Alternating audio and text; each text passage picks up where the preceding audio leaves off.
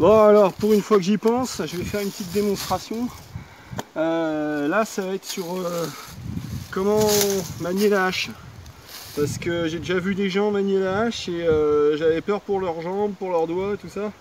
Et puis bah, ils se fatiguaient beaucoup pour rien. Parce que en fait, voilà, la hache, bon moi c'est une merde pas possible, c'est Fiskars. Le fer coupe bien, mais le manche c'est vraiment de la merde, je l'ai réparé, enfin bon bref, ça durera ce que ça durera. Donc la technique c'est un coup d'un côté, un coup de l'autre. Et il faut faire sortir des copeaux par le milieu. Voilà. Donc petite démo là vite fait. Alors je vais essayer de taper un petit peu plus sur le côté pour écarter un peu.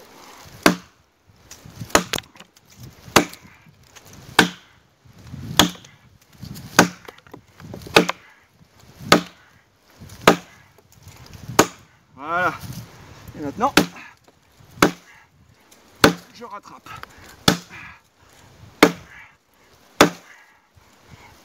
Alors bon, d'une, je suis pas un vrai bûcheron, hein, j'ai pas la technique ancestrale. Et puis de deux, je fais pas non plus ça tous les jours. Alors faut être un peu indulgent, hein, je tape pas forcément là où il faut. Avec un peu d'entraînement, hein, vous voyez, ça commence à ressembler à quelque chose. Et ça va finalement relativement vite. Hein.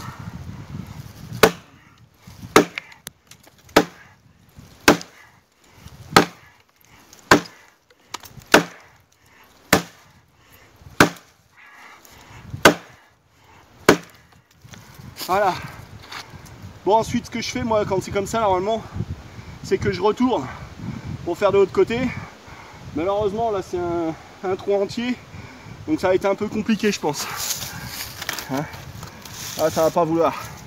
Donc, il va falloir que je termine comme ça. Vite fait, bon, c'était juste pour faire voir. Voilà, je me suis trimballé tout ça sur le dos, hein, le morceau, là aussi. Donc ça c'est l'arbre que j'ai coupé, il n'y en a qu'un seul hein, en fait, ici là c'est un seul arbre. Donc c'est ce qui va me servir à faire mon mobilier. Et puis bah là vu que j'avais une belle fourche, ça va me servir à faire du renfort aussi pour les poutres porteuses comme je disais. Et donc bon, je referai peut-être une petite vidéo parce que je me suis rendu compte après coup que j'avais oublié de préciser les choses concernant la coupe à la hache. Il y a des trucs, des petites astuces intéressantes qu'il faudrait que je redonne. Là, je me fais ma petite postée là tout de suite parce qu'il est pas loin de 5 heures là. Donc voilà, là pour l'instant c'est que ça, mais je referai une petite vidéo vite fait je pense pour concernant la coupe à la hache parce qu'il y a quand même 2-3 petits détails qu'il faudrait que je reprécise. Voilà.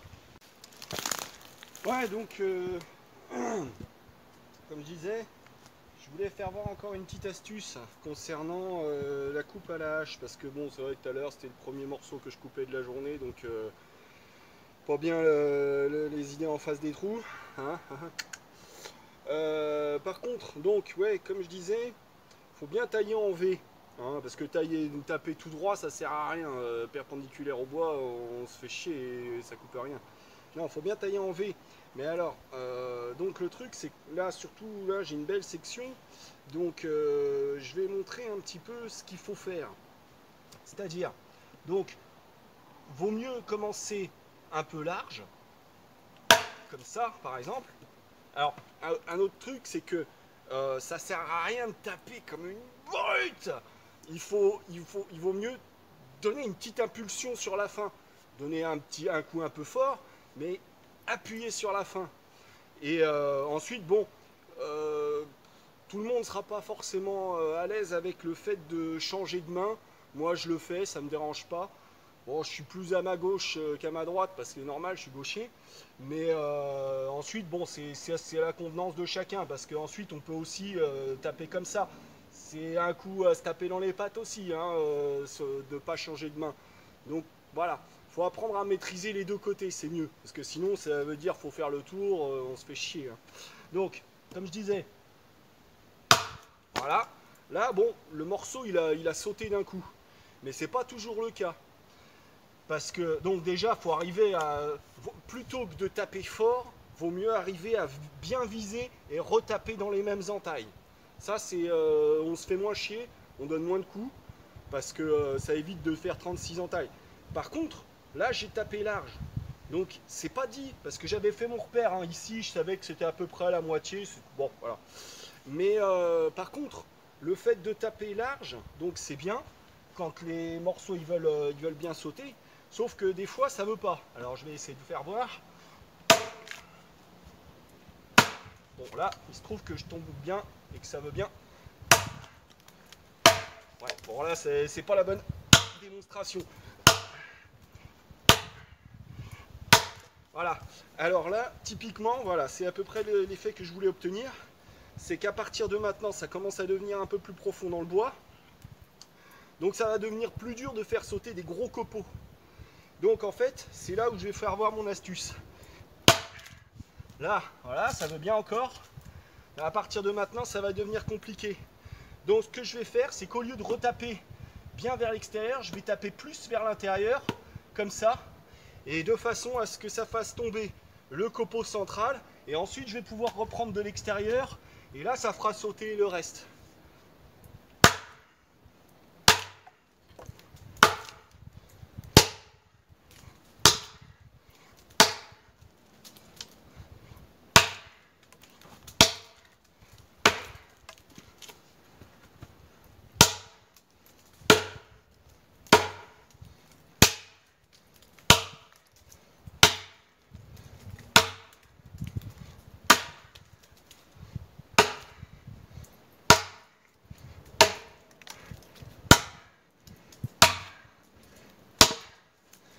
Voilà.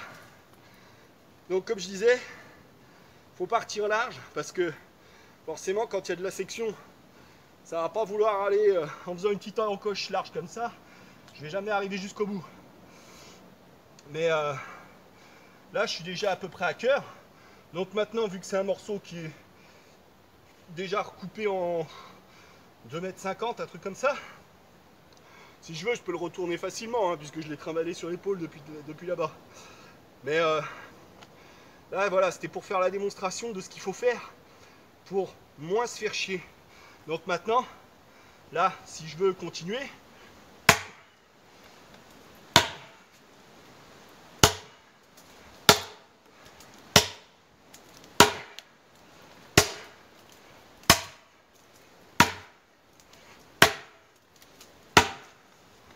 voilà. Et quand c'est comme ça, là j'ai bien taillé devant, bah, ce que je peux faire, c'est que je peux taper de l'autre côté. Oh putain, ça y est, ça a repété. Bon, bah je vais être à court de hache. Voilà, alors, comme je disais, ma hache, le manche c'est de la merde. Donc j'ai essayé de réparer ça tout à l'heure avec du duct tape. Là, ça n'a pas tenu. Alors là, je vais me retrouver dans la merde. Je sais pas si je vais pouvoir finir la hache. Mais bon, normalement, là, pour ce qui reste, celui-là, il devrait pouvoir casser. Ah, que dalle. Ah, putain. Ah non, l'enfoiré. Il va pas vouloir. Bon, je vais finir ça. Mais bon, là, quand on est trahi par la technique, ça va tout de suite moins bien. Bon, bah voilà, c'était tout ce que je voulais faire voir pour l'instant. On y reviendra plus tard. Ah si, tiens, pendant que j'y suis, je voulais faire voir. Donc, puisque là, justement, je suis un petit peu à court de hache, il y a quand même une technique qu'on peut utiliser sans avoir à taper comme un bourrin pour fignoler. Et puis justement, quand on est fatigué et qu'on a du mal à viser, ça va mieux. C'est de donner des plus petits coups de moins loin.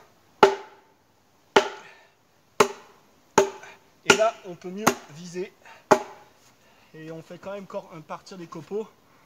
Donc ça peut être intéressant pour comme quand moi là, je vais bientôt être à court de hache. Et bah ça me l'économise encore un peu. Ça me permet de continuer à bosser un peu avec. Et comme quoi, ça coupe quand même. Hein.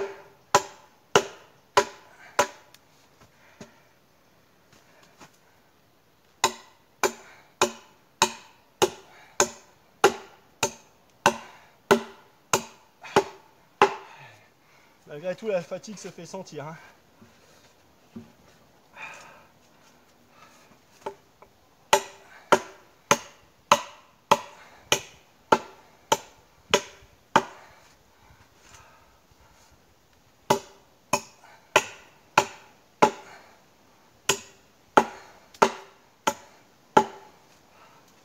Je sais pas si on voit encore bien là. Enfin bon, voilà, c'était surtout pour le principe, pour faire voir un petit peu comment ça se passe. Voilà. Ouh. Bon, bah c'est tout pour cette fois.